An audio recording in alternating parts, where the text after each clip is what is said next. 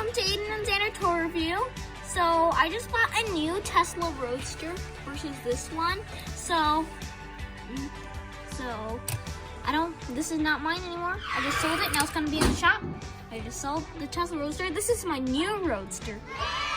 So this is the first Roadster that Elon Musk made. As you can see, there's no roof, so this car is a convertible. And we got doors.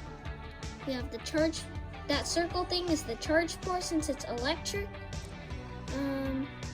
On the back, it says Tesla. I heard this thing is fast. This one has been known to push 200 miles an hour, and it's definitely the fastest car here.